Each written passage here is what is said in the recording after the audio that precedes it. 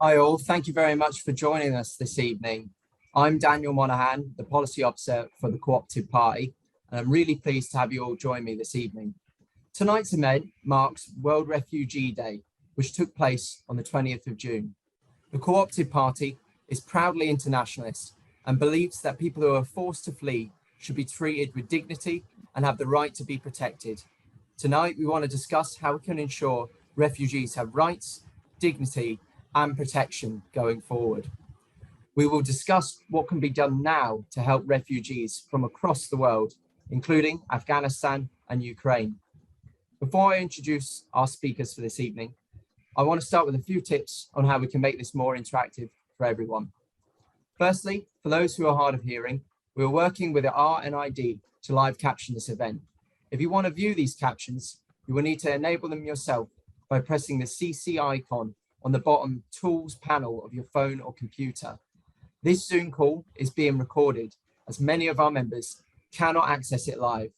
We'll make it available to view on the Co-operative Party's YouTube channel. So if you don't want your image seen, please just remove yourself from video and go to audio only. In order to prevent disruptions, only those who are speaking will have their sound enabled. After we have heard from tonight's speakers, we'll hold a Q&A session. And there are two ways you can ask a question. First is by popping any comments or questions you have in the chat box. And second is by raising your virtual hand, and we'll come to you when it's your turn to speak. Please also bear in mind the cooperative values and principles when contributing, so we can make sure all members feel safe, respected, and welcome. Now, without further ado, I'm going to pass over to our speakers for this evening. And I'm just going to quickly outline who they are. We have Jane Hutt, the Welsh Government's Minister for Social Justice, Enver Solomon, Chief Executive of the Refugee Council, Osamor MP, the Labour and Co-operative MP and member of the Parliamentary International Development Committee, and finally, Councillor Alice Mpolu-Coles, who is a City of Sanctuary ambassador. So I'm going to pass over now, first and foremost, to Kate, and then we'll move on from there. Thank you so much. Thank you, Dan, and welcome everyone. Welcome colleagues, and thank you so much for inviting me to speak to you today. And I really welcome this discussion by the Co-op. And I think the Co-op can be an incredibly important space for moving this conversation on refugees forward. The UN High Commission for Refugees estimates that there is 89 million people forcibly displaced worldwide. This includes 53 million people internally displaced within countries, while another 26 million are refugees. And there are other groups such as asylum seekers who have been displaced abroad, which make up this number. This underlines the scale of the human tragedy worldwide and doesn't even include the numbers of the Ukrainians who have fled Russia's invasion.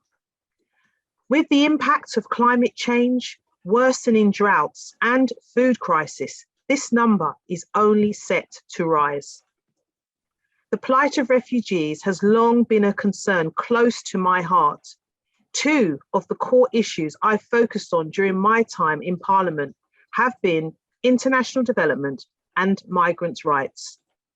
I am a member of the International Development Committee, and I want to see a government truly interested in fighting for global justice that would use the international aid budget to tackle inequality worldwide and make a significant contribution in providing refuge to those fleeing war, drought, and persecution at home. The current government is failing on all fronts, and it's crucial we join up these fights.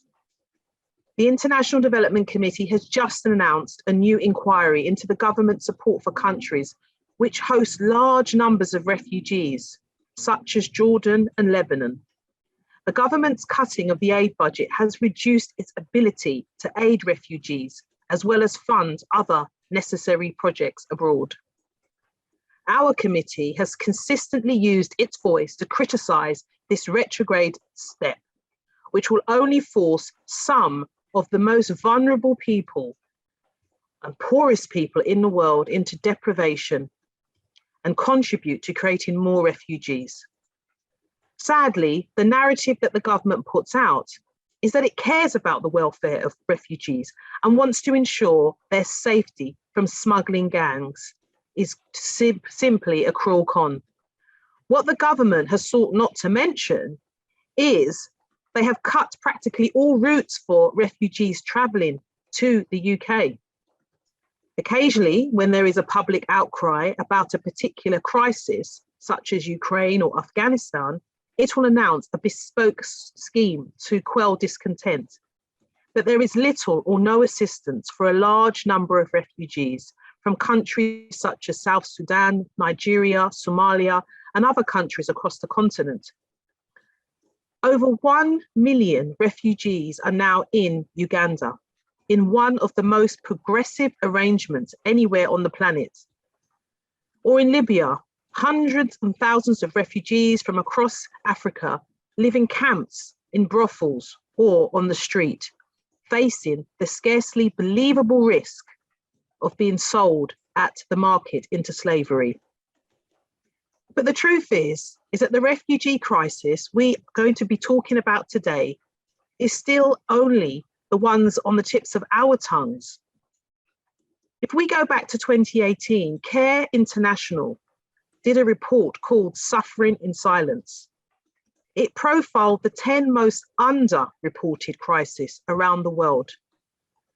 It named North Korea, Eritrea, Burundi, Sudan, DRC, Mali, Vietnam, the Lake Chad Basin, Central African Republic, and Peru. We must not forget them. It is really easy to fixate on the suffering, and it really can be overwhelming.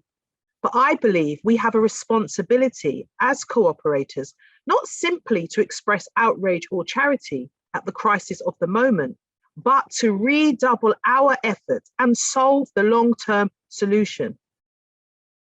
We must not depend on the ebb and flow of pity and shock. That is why today, more than ever, we need international solidarity and respect for international laws and norms more than ever before. Let us remember, we already have the Universal Declaration for Human Rights, which is over 70 years old. We already have the 1951 Refugee Convention. We already have Sustainable Development Goals. The world's long-term plan for managing migration and forced displacement sustainably and fairly was crafted and signed in 2018 at the UN through a global compact for migration and a global compact for refugees. It is the only and best plan we have. The Britain I believe in stands in solidarity with those seeking refuge, not against them. And so let me come to the UK's role, because this government is every day undermining Britain's proud reputation as a force for good in this world. It's not a government able to stand up for those British values which we as cooperators believe in. We believe in hope over fear, unlike the Tories. We pride the UK's pledge to spend 0.7% of the national income on aid, to help the world's poorest, and most importantly, help the most vulnerable, and to save millions of lives each year. That is why the Labour Party, as we all know, is committed to a foreign policy that has human rights at its heart, across defence, diplomacy, and development, reinforcing that fragile international order and not weakening it, as we are seeing from this government. As cooperators, we should call on this government to remember what we have signed up for and not be quiet and not be silent. We must make a loud call. And I think today is the beginning of that.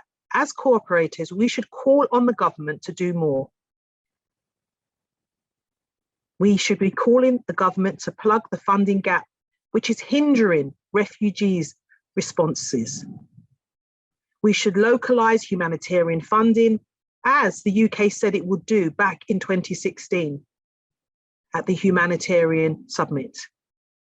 We should double the UK's efforts to negotiate and agree ambitious global compacts for migration and refugees, and put the needs of the world's poorest before short-term populist national interest. And we should not be slashing the aid budget. The truth is that this crisis and all these crises are preventable. Their symptoms are solvable, but we must show far more leadership. So let's get the message out from this meeting that as cooperators, we will put refugees at the heart of any policy, whether it's a foreign policy, whether it's a domestic policy, and we will uphold human rights around the world. I thank you. Thank you very much, Kate. That was a fantastic presentation. I'm going to pass on now to Alice, who will be our next speaker. So if you'd like to come off mute, Alice, I'll pass over to you. Well, thank you everybody for coming this evening. I'm coming from a different point from Kate. I'm coming with someone who has lived experience of being a refugee who arrived here in 2002.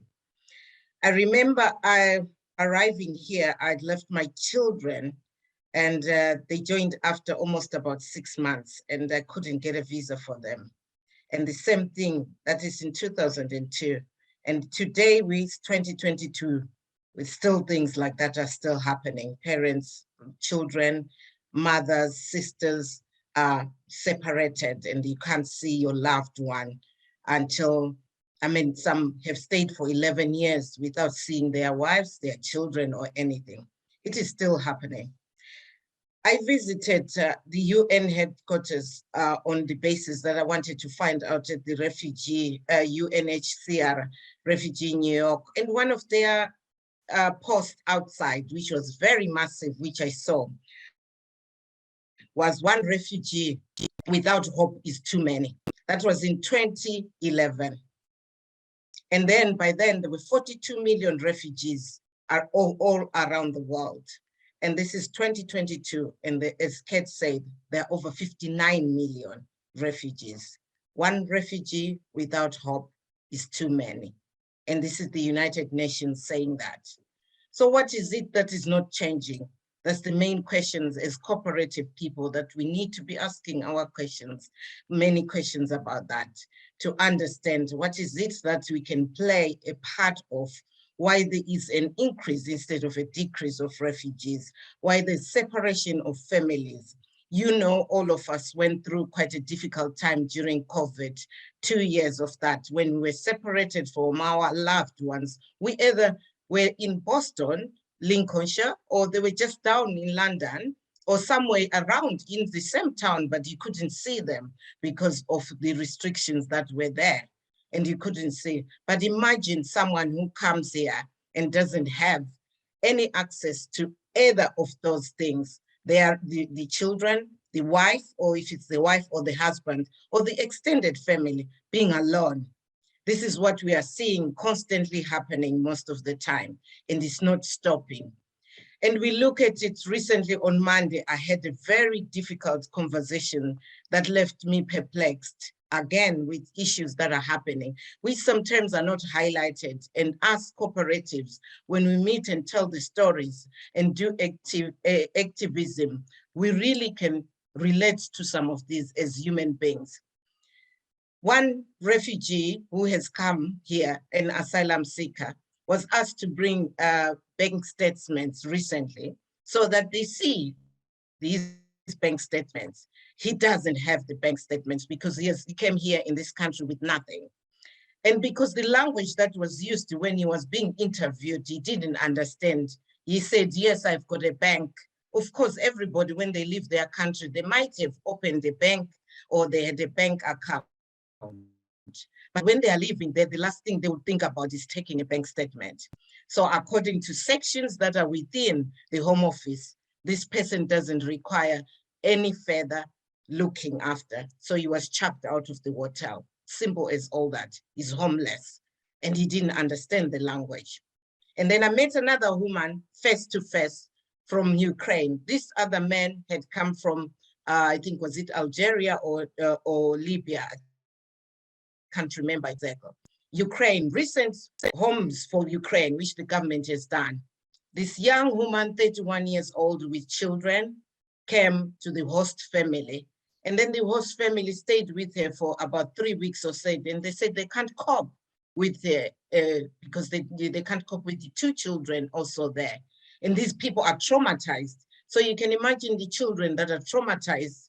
The 31-year-old mother who has left his husband, who is fighting the war in Ukraine, is there. And they said they can't. She is homeless with the kids. And the well-wisher took them, who works for part of the city, Reading City of Sanctuary, that we are a volunteer, and are waiting now for the government to do something. But because he came under the Homes for Ukraine, it's a process again, which she has to go through. And I met her, she's traumatized, but she's using her voice by singing. She loves singing. So what she's doing is singing and doing all these musical things to help during this refugee week. These are just anecdotes of some things that are happening in real life that we see in every day, the struggles. I've met young people who are 25 years old, who came with their parents. They didn't know anything about what was happening. What we call the 1.5 generation, born in their country, come with their parents, and then they stay here. And then by the time they reach 18, because the parents don't have asylum, they don't also, the children have asylum. They have to stand on their own and apply to get asylum. And they are not able to go to university or college or work or do anything. 17 years, a young person who came here in this country is 5 years. There's no home where he returns because he's being told, you can go back, because the war in those areas is not as bad as it used to be. But he can't go back home because there's nothing that he can relate to in that country. He came at a young age, a 5-year-old who came with the parents. So these are excruciating things that are happening just down our roads, heartbreaking. I spent 6 months without seeing my children. But the first thing, my youngest daughter, who is now well gone and an adult working and gone to university, came through the airport. It can happen to anybody. She couldn't even recognize me. She looked at me and the other one said, Mommy, Mommy, I stay with that. It's marked in me to think that my daughter couldn't, just for 6 months. So I cannot imagine somebody 2 years, 17 years without seeing their children or doing anything. So we need to say, like, change our hearts and minds for people, because the percentage of people that are coming in this country, some of the statistics Kate came with, is not that all the refugees are coming to the UK. Refugees are actually not coming to the UK. Neighboring countries are dealing with all the refugees that are coming. Some of them are internally displaced, what the UK calls the IDP, where they go from one town to the other where there's safety, and they stay in camps and all that. They never move. They stay. It actually becomes like a town on its own in these places the UN is building. Tents. In Yemen, we see those tents are there. In Lebanon, we see those tents are there. In Sudan, we see that. In Kenya, we see that. And they become like villages where people even have children and grow there because they are waiting for the places to go back to their families, but they can't. They are waiting to be placed somewhere else, like what the government is saying, or they go to Rwanda, and then we'll see how we process them. How is that going to happen when the UN at this moment, like I gave you the statistics, 2011, there were 42 million. Now there are over 65 million refugees. How are they going to be processed when already in other countries, there are all these people to be processed from Rwanda to other countries? That is what we say in constant, these other rhetoric that are so extreme that have left people so vulnerable. And meaning if you're vulnerable, you end up using the wrong means to really get on with life and just find a passage that is safe for your family and children. It is heartbreaking. These are real stories. These are human beings. And we need to actually, as cooperative people, to change minds and hearts for people, to say we are all human beings and we are just as good as everybody else. Not the good immigrants that we are looking for, as the rhetoric says, these are bad refugees, these are good refugees. Refugees are the same, all of them, whether you're coming from Ukraine, like the story I gave you, whether you're coming from other areas, they are just the same. So we need to look at that. Thank you so much for listening to this. Thank you so much, Alice, for that moving and revealing presentation, which had so much lived experience in it. Thank you.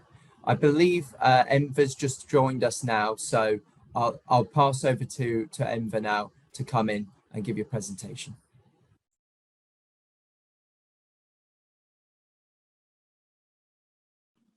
Hi, good evening, everyone. Apologies for being late to join. And Alice, so sorry I missed your presentation, which I'm sure was very powerful. I'm the Chief Executive of the Refugee Council, and we've been in existence now for over 70 years. We were founded back in 1951, when the UK government was one of the founding signatories of the UN Convention on Refugees. It may seem hard to believe now in this present day that we were actually one of the founding signatories 7 decades ago, after the horrors of the Second World War. And that convention remains the critical international treaty today that governs how nation states, signatories, should respond to and treat refugees and those seeking asylum in their country. And there's 3 important principles within the convention. The first one is that an individual can exercise their own agency, their own choice about where they choose to make an asylum application, where they choose to seek sanctuary. The second one is that following that decision, it's a principle underwritten in the convention that an individual should be given a fair hearing within that country's jurisdiction. And the third very important principle within the convention is that of responsibility sharing, so that all individual nation states that commit to upholding the convention share the responsibility that comes with it of providing sanctuary to those who are fleeing persecution in search of safety. And here we are over 7 decades on, and I think it's fair to say that the current government is blatantly disregarding the convention in a number of ways. Firstly, it's saying that if an individual has passed through another so-called safe country, they have no right to claim asylum in the UK, which is in direct contravention to the convention, and the UNHCR's own assessment of the government's approach and the Nationality and Borders Act clearly says that. Secondly, the government isn't saying that people should be granted a fair hearing within the UK. It's saying that actually it's going to outsource the decision-making, the asylum system on their claim to another country, Rwanda. And this is a world first in the sense that it is effectively saying to individuals, you are out of sight and out of mind if we rule that your case is inadmissible. In other words, you've passed through the so-called third safe country. We will banish you to Rwanda and you will be dealt by the Rwandan authorities, and we will have no longer anything to do with you or have any responsibility or indeed any serious oversight over what happens to you. And then the third principle that we're obviously abandoning is this notion of responsibility sharing, because the government is accusing people seeking safety in the UK of so-called jumping the queue. Well, there isn't a queue to be jumped, because that notion of sharing responsibility is that every state steps up and plays its part. And indeed, France, the latest data shows, has doubled the number of asylum applications in the UK, Germany 3 times, and other European nations, many more too.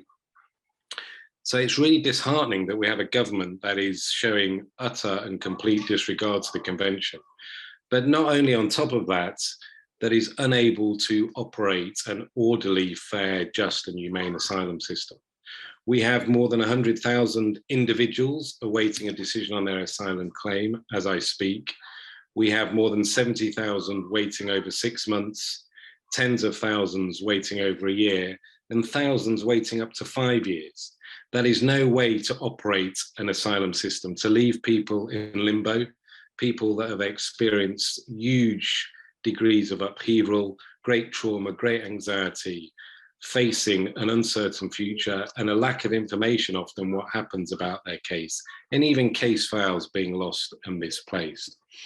So we have an asylum system that is leaving people in limbo, is treating them with a great deal of disrespect by placing them in poor conditions in bargain basement hotels, not keeping them informed about their case, leaving them to survive on less than £6 a day, with no right to work, with no right to being reunited with their family members, and no access to decent legal provision because of the paucity of good quality legal aid asylum lawyers across the country. And access to a Home Office contracted helpline, which frankly is of such poor quality that those people we work with are forever complaining about it and say it's neither use nor ornament to them, for want of a better phrase. So the asylum system that that the government has been presiding over has not worked. Their reforms are not going to improve the system. And critically, they're not going to address the trade, the horrendous trade, the evil trade in people smugglers. And they're not going to result in a system which is orderly, fair, and humane. And I would argue that the government needs to change course. It needs to, number one, uphold the convention, the UN Convention on Refugees, which we proudly signed over 7 decades ago after the horrors of the Second World War. Secondly, it needs to concentrate on operating an orderly, fair, humane system which makes timely, good quality decisions on cases and treats people with humanity. We need to ensure that decisions are taken within months, that people aren't left languishing for years, that they're good quality decisions, that people are allowed to work whilst they're awaiting their decision, and therefore they live in the community and they don't have to live in a way that undermines their dignity and treats them with a great deal of disrespect and disregard by being housed in poor quality accommodation. Nor do we want a system that treats them with such inhumanity that it takes their mobile phones away from them when they arrive in the UK, which is indeed what has been happening and had to be challenged through a High Court judgment earlier this year. Thirdly, what we need to be doing is to address, which is clearly a challenge, the numbers coming, making very dangerous journeys across the Mediterranean into Europe, where actually, if you look at the comparison compared to those coming across the Channel, 4 times more take dangerous journeys across the Mediterranean. Over 3,000 people lost their lives last year taking those journeys across the Mediterranean. And indeed, the Channel crossings are highly dangerous in flimsy vessels, which frankly people are having to resort to because they have no other choice. So the government needs to get around the table with the French and with our EU counterparts and have a grown-up, sensible conversation about how European nations need to come together to respond to what is the evil trade in people smugglers and how it can address the facts that people are having to take dangerous journeys, share responsibility for that, and look at how decisions can be made so people don't have to make those dangerous journeys. Critical to this is ensuring that there's sufficient safe routes. It's interesting that the latest data shows that 1/4 of those that came across the Channel were Afghans. Well, this tells a story about how there are insufficient safe routes for Afghans to reach the UK. If you're fleeing the Taliban in Kabul, you can't just walk into the British Embassy and request a visa application to come to the UK. You don't have that option. The only option you have is to take a very dangerous journey or try to get to a refugee camp in a neighbouring state and apply to the asylum, to the Afghan Citizens Resettlement Scheme. But that's only going to take another 7,000 people in the next few years. So the numbers are extremely limited. We should be adopting the kind of approach that we're adopting to Ukrainians, but a more simplified visa system that allows Afghans to apply for a humanitarian visa so that we can welcome Afghans who need to come to the UK. I recognize that we are not a nation that can take unlimited numbers, but we are a nation who upholds the principles that underpin the convention. And we need to hold those dearly and put those into practice. The reality is, and this is my final point, that many people have come to the UK over the last 7 decades since we signed the convention from a whole range of countries, whether it was fleeing the Holocaust, whether it was fleeing the dangers in Hungary during the height of the totalitarian regime there, whether it was fleeing the dictatorship in Iran following the revolution, whether it was fleeing the dictatorship of Idi Amin in Uganda, or whether it was fleeing the horrors of the war in the former Yugoslavia, or more recently, the horrors of the civil war in Syria. We need to ensure that those people are allowed to come to the UK and are welcomed in the UK if they have a well-founded fear of persecution. And it's absolutely vital that we ensure that we do what we've always done and allow those people and enable those people to go on and make a contribution to our communities. Because if you look across our nation, if you just look at those that were keeping us safe in the front line of the fight against the pandemic, there were many refugees working as auxiliary staff across the NHS, working as nurses, working as care workers, working as doctors. One of my own children was admitted to hospital as a consequence of the pandemic due to an exceptionally serious bacterial infection. He was treated by a specialist ENT consultant who was an Iraqi refugee.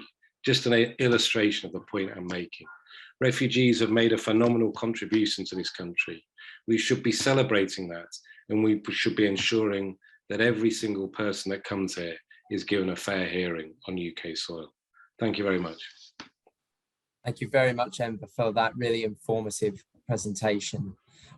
Jane Hutt is now with us, the Welsh Minister for Social Justice. So I'll invite her to come in now. Thank you very much. Well, thank you very much. I'm really pleased to be joining you tonight. Noswaith chi da I chi gyd. Good evening to you all. So we're clear in Wales that there is a warm welcome to those who seek sanctuary here. We want everyone who comes here, irrespective of how they arrive, to know that they're welcome and play an important part in our communities. And we value the contributions they make as they undertake their journey of integration. And I've been reflecting on many of the comments that just have been made and meetings and events today, celebrating again Windrush Day. Joe Cox also Foundation, More in Common. We've been having a number of events celebrating a local school that's become a school of sanctuary. Yesterday, I made a statement about Refugee Week. Of course, it's a time when we celebrate and bring together people from all backgrounds to create a better understanding between communities and promote integration. And Wales has enjoyed a long history of welcoming refugees, and we continue to value and benefit from their skills, entrepreneurial spirit, and the sharing of cultures. Our compassionate approach to integration and valuing refugees runs throughout our approach to being a nation of sanctuary. So it was back in January 2019 that I launched our new Nation of Sanctuary plan, and that outlines the actions we're taking to ensure inequalities are reduced and opportunities are maximised. A sanctuary here does mean that we have got to ensure that our message is very clear. We stand with refugees across the world. And I think what's important in terms of that message, we should ensure that the actions of the plan are taken forward by not just all our government departments and engagement with key stakeholders, third sector organisations who support sanctuary seekers throughout Wales. We currently fund the Welsh Refugee Council to deliver our Wales Sanctuary Service and our Move On project, both of which support sanctuary seekers to receive advice on their rights and help newly granted refugees to ensure they can access housing and accommodation as quickly as possible. We're also providing funding to Asylum Justice to deliver critical legal advice and casework to those who need it. Housing Justice Cymru is also funded by us to take forward the expansion of hosting within Wales. And we are of the view that this plan, our sanctuary plan, doesn't solely belong to us. This has been demonstrated more recently when we saw the first arrivals from Afghanistan and Ukraine. The huge response, wide response from organisations, members of the public, businesses, local authorities has been extraordinary. And I know that's reflected across the UK. But we often read or hear negative stories in the news about asylum seekers and refugees. However, the response from Wales has been the complete opposite of this. Our response, as I said, is that we stand with refugees from across the world. But much of what the UK government has in place is diametrically opposite to our nation of sanctuary approach. Their policy to send people to Rwanda and the Nationality and Borders Act will be detrimental to the integration process and is divisive. And it's our moral duty to enable people to seek safety and find an inclusive welcome here in Wales. And we've made our stand, we've made this clear in statements orally in our Welsh Parliament. We agree that the asylum system is broken. There are many flaws which need to be addressed, but this Nationality and Borders Act is the antithesis of what is needed when we exacerbate into inequality and harm communities. And we believe many of the provisions, as you do and have said in the Act, breach international conventions, violate basic principles of justice, will place ultimately extreme and insurmountable conditions on people who seek our protection. Focus should be on improving the asylum system, not finding new ways to make the system more challenging and prolonged for people seeking safety. I was appalled to hear of the decision by the Home Office to use electronic tagging. It is abhorrent and completely against our position as a nation of sanctuary, and I made that clear in my statement to the Senate of the Welsh Parliament yesterday. Vulnerable people who come to our country seeking safety and sanctuary should be treated with dignity and respect, not tagged and criminalised. And safe and legal routes must be developed for asylum seekers to claim asylum from outside the UK, negating the need for perilous journeys and disrupting the business model of people smugglers. Men, women and children arrive in the UK because of existing family or kinship ties, their ability to speak English, or as a consequence of cultural connections often linked to former British colonialism. I said all this publicly in my statement yesterday. And we do believe that the Home Office is failing to capitalise on the skills asylum seekers bring with them by not allowing them to work. And this change would see asylum seekers contributing to our economy, helping to fill gaps in the labour market, while minimising the loss of their skills and supporting integration. There's a clear ethical, economic and social case to make this change. So I hope this gives you an insight into the approach we take in Wales and shows how we value the contribution of sanctuary seekers from all over the world. I don't know whether you can access our Welsh Government Twitter feed, but I'll just read out what we've said about the so-called Bill of Rights. And this is our Counsel General, Mick Antoniff, and myself saying these words.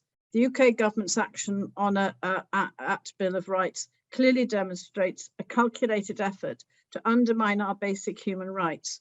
The proposals signal to the world that the UK is backtracking on human rights. Their efforts will erode, not strengthen. And that's our statement from the Welsh Government in terms of our response. So obviously we spent a lot of time engaging with civil society, third sector, everybody in our submissions on the so-called Human Rights Bill consultation. But this is what's happened, and particularly their undermining of everything that is so important in terms of the European Convention on Human Rights. So that's just a bit of a canter through where we are in Wales. And I just very much appreciate the chance to share this with you. And of course, it's absolutely with us completely now in terms of our response, ongoing response to our Afghan refugees who are resettling all over Wales, and also to the Ukrainian refugees who are also coming through our super sponsor route to all our 6 welcome centres, where people can come straight into a welcome centre and then move on with support, a support package alongside that. So thank you very much. Diolch yn fawr. Thanks very much, Jane. It's great to hear the leadership which the Welsh Government is taking on this. Just before I move on to the Q&A session, I just wanted to ask Alice really quickly if you could just give us a little bit more information on the City of Sanctuary programme, and also how our Co-operative Party members can get involved in that. Okay, the City of Sanctuary was started in Sheffield, and many cities have signed up to the Treaty of Welcoming Refugees refugees. So it's all over, dotted all over the country. So out of their pillars, also they also have like universities of sanctuaries, universities of sanctuary give scholarships to refugees. They sign up, they go through a process. And then there's also gardens of sanctuaries for refugees to go in, libraries that welcome refugees. Now councils of sanctuaries, so many councils are now signing up that they are councils of sanctuary, and they are welcoming refugees in their area. So they go on the principle of welcoming. They have to go through a system, some paperwork that they have to fill. So literally, there's also theaters of sanctuary. Most of the things are coming out on the basis that it has to embrace the fact that when refugees come to places, some of them want to go to universities, some like gardening, some like theaters, some like to go and read, some just need some help, and they can find through City of Sanctuaries places where they can, colleges of sanctuaries, schools of sanctuaries, where you would know that if my child goes there, they are welcome as refugees and these things in place. So that is what the City of Sanctuary is doing all over the country. Thank you very much. And is there a specific way our members could get involved in that, or would it just be going online and seeing what they can do locally? What I will do, I'll just probably put a link on the chat and people can see. But in most local places, you might find a City of Sanctuary, or a garden of sanctuary. I know that in Wales, they are also very, very big on places of sanctuary, and they are embracing it. So in many, even rural areas, there are small rural areas that are getting involved in being places of sanctuary. So there's quite a lot of legal things that are very helpful for people to look at, and if they want to get involved in whatever capacity they want to do, there's a lot of sight of getting involved. Thank you very much, Alice. We'll move on now to the Q&A. So I'll invite questions from our members to the speakers. I will just ask if you could keep your questions as concise as possible, just so we can get through as many as possible in the time we have left. So would anyone like to ask the first question to our speakers?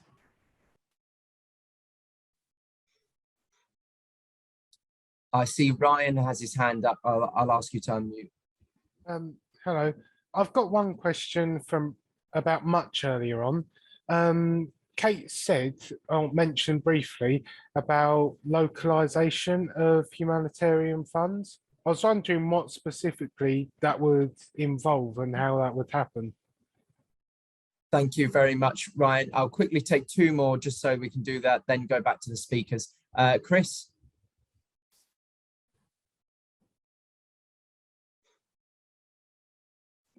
Hello, hi, Daniel, thank you so much for this. My question is around the point that one of the panelists made earlier about international collaboration between the UK and other European countries, for instance, France and Italy. Time and time again, we have seen really real tragedies because of the lack of cooperation. For instance, the SX-39 and the various drownings in Calais. So the question is, how much progress has been made and how likely are we to see real changes between in the collaboration between countries? Yeah, thank you. Thank you very much, Chris. And then finally, David, then I'll go back to our speakers.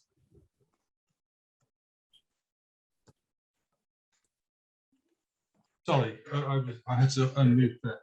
Yeah, what I'd like to ask is if anybody, any member of the panel would comment on what appears to be an absolute fundamental disconnection between UK government foreign policy and refugee and development policy. Thank you very much, David. I'll pass back to Kate first, but then you're more than welcome to everyone else to come in, the speakers to come in. Thank you, Dan. Ryan, great question. Well, I was really when I said that, it was a very broad statement, but in answering your question, it really talks about how aid budget at times can be used from a top-down approach. So decisions for which are going to affect people in a village or in an area which is far removed from Whitehall, those decisions will be made in Whitehall or wherever, you know, the sort of head office is. And then it will then sort of be transferred down to the local people. Whereas I'm saying that we need a localized response, which means that local organizations which understand the language, understand the nuance, can get into spaces where they're trusted and actually make a difference. And Uganda is one of those examples as well. You know, I mentioned Uganda in that it has a very progressive program.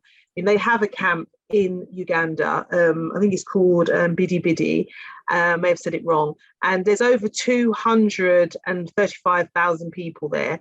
And within that space, not only can people find out their gift and be able to move on, but Uganda also gives them access to land. So they have access to land, they can build homes, and they can get out of the camp. And that's why I said there's over 1 million people that are there in Uganda, but there's also a certain amount in the camps building their lives up and then eventually moving on. So in response to your question, a localized response means that local people are involved in rebuilding their country.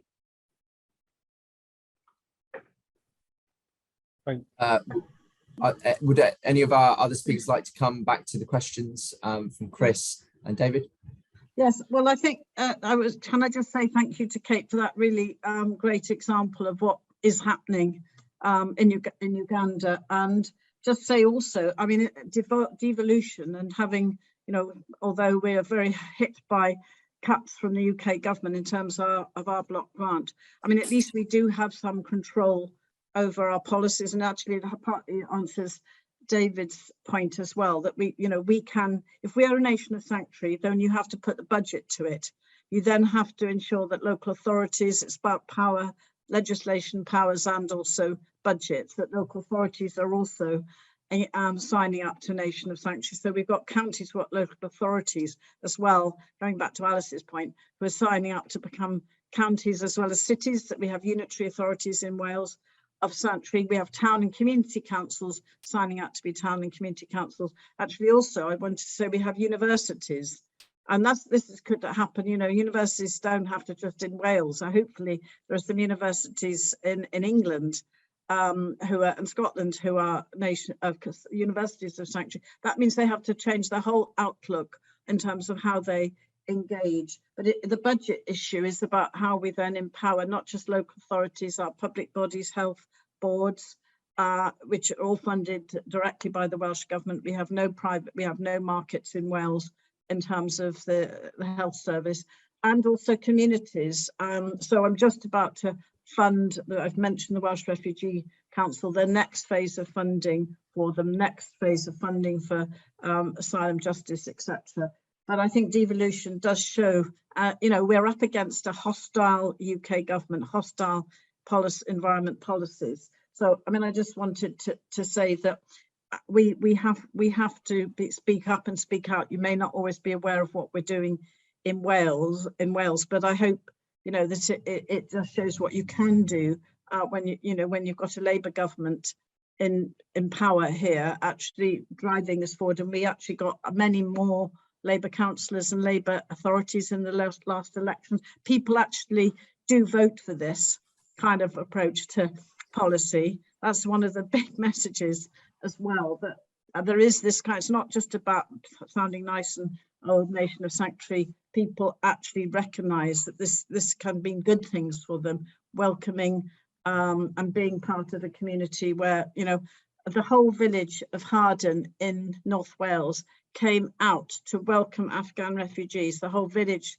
stood on the green to welcome them as they came to be resettled in their village. And it's sharing those kinds of examples. But I mean, we're up against it in terms of no influence whatsoever. We've deprived very, very much on Kate and colleagues as well in Westminster. But we make our representations. We do a lot as well with the Scottish government, I have to say, because we're pretty much in the same place as them in terms of, you know, we meet regularly with our counterparts in terms of social policy and particularly in relation to migration and all of the issues. We have strong support in our Welsh Parliament from Plaid Cymru and also from the one Liberal Democrat, and that's a 2/3 majority in the Parliament, with the Welsh Conservatives on the in a minority. But anyway, I'm going to have to leave you, so hopefully that's been helpful to just respond and engage. Thanks very much for the invite. Thank you very much, Jane. Thanks very much. And I know Enver's also pushed for time, so I'll just bring him in now as well for any final reflections and any responses to those points. Thank you, Jane. Okay. Yeah, no, thanks, Daniel. It's really positive to hear what's happening in Wales and in stark contrast to in England. And indeed, Scotland sees itself as a nation of sanctuary too. I think just in response to the question about whether there is much multilateral cooperation taking place across the EU, there is talk of creating a voluntary solidarity mechanism that would allow nations to come together that are particularly wanting to show solidarity to refugees and those seeking asylum around sharing responsibility. I think it's unfortunate that our government has chosen to have a war of words with the French and isn't seeking to have a conversation with our European neighbours in a grown-up way. And I think it's going to be forced to get around the table because ultimately its current approach of seeking to have a war of words will not work. There won't be a reduction in numbers coming across the channel. The challenge won't go away. And I think they'll be forced to start having a conversation. You know, when Labour was in power back in the early 2000s, and there was the issue of the Songat refugee camp, it was a hard worked out deal with the French that resulted in the closing of the camp and 1,000 people that were in the camp being allowed to come to the UK on economic visas. And they went on to work in the UK, and there was a follow-up study showing that they integrated, they got jobs, and effectively they were pretty successful in how they settled in the UK. So there's ways and means of solving this issue, but it does involve proper engagement and serious diplomacy with the French and with our European counterparts, because otherwise we're just not going to move forward and we're not going to address the challenge that is clearly there and needs to be addressed, because allowing people or leaving people to take very dangerous journeys in flimsy vessels across the channel is just going to result, dare I say, in more tragedies. I think that the risk of that is extremely high going forward. So I would urge you all to keep making the arguments, keep having the conversations in your workplaces, in your communities, because we need to shift the conversation away from differentiating between the good refugee who comes on a so-called safe and legal route, like from Ukraine, or the resettlement scheme from Afghanistan, albeit the fact that it's very limited, and then everyone else who has to take dangerous journeys. And let's remember, the Permanent Secretary in the Home Office has said two things. He says he can't rule out Ukrainians being sent to Rwanda if they make dangerous journeys to come here. And he said very clearly that there's no evidence on balance that it will act as a deterrent, and there's no evidence on balance at present that it is cost effective. So clearly, when you have the top official in the Home Office openly making those kind of statements, it's very obvious that the current approach is simply not going to work. And it's imperative that we put forward alternative solutions, because the government is trying to paint everyone who opposes the Rwanda deal and opposes the Nationality and Borders Act as not having any solutions. And that's clearly not the case. There are alternative options, alternative approaches which can and should be put in place, but the government is choosing not to do so. So I would urge you to put forward the alternative solutions, the alternative options, some of which have been talked about this evening, and to really dig in to make the argument, because I think it's vital we do that. Thank you very much. I'll leave my details in the chat, so if anyone wants to contact me, please do get in touch and drop me an email. Thank you so much, Enver. And I'll pass on now to Kate and Alice for your final summing up as well. And if I could just ask Kate one final question on how we can actually maybe use our international development programs, or how can we support those programs, such as what happens in Uganda and in other nations with large refugee populations? How can we help internationally those groups? So I'll pass it to you, Kate. Thank you, Dan. I think, what we've always got to remember, there already is an example that is working. There is always, it's very easy to get caught up in the narrative that there isn't any solutions. This is all new to us. We don't know what to do. So let's offload our problems. What we have to remember is that people have always been seeking refuge. People have always been fleeing for whatever reason, whether it's religious persecution, whether it's to do with the group or caste that you come from. People have always been fleeing and starting up new homes, new lives elsewhere. And not everybody flees because of persecution. We weren't able to talk about climate change. We weren't able to talk about droughts and the fact that that is really impacting on the way people are no longer able to survive and look after their families. So what I would say to everyone is, don't let the narrative be that this is all new and it is something we cannot control, and it's something which we haven't got solutions. So there are solutions. Uganda is one of those solutions. But at the core and the heart of everything that we do is that we show people that they should have, a safe space. Humanity must come first, dignity must come first, and always think about yourself. Like, if someone was to remove you from your home, what would you need? What would be the first things you would be, people having their arms open saying, yes, we're here to help you, but actually put yourself in that position. If someone said to you tonight, you're not going home, you're going to have to leave, how would that impact on you? So always please put yourself in front of everything and think about humanity, respect, and also remember, when they're saying this is something bad, look at the positive. Always look at the positive and flip it. But there is great examples out there. Please look at those great examples and repeat them. Keep repeating them, because the formula works. Uganda works, and you don't hear of any disputes in Uganda. You don't hear of local people being against the people that have come into Uganda. It's absolutely the opposite, and there's a reason for that. So I'll just end it there. That there's some great solutions out there already. Please use them. Thank you very much, Kate. Alice, would you like to come in and have a final word?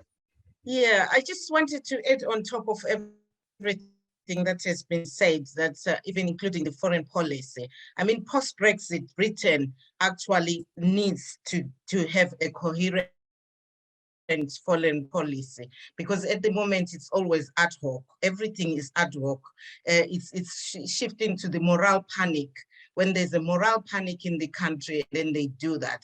And it's putting them more in isolation than in coherent with all the other countries, and trying to put things in perspective. It has played a big role in things that have happened in the world, and they should go as an example. They've done a lot of good things in memory that we know in the UK, but they should be an example right now about this refugee crisis that is happening, and not isolate themselves from the rest of cooperation with other places.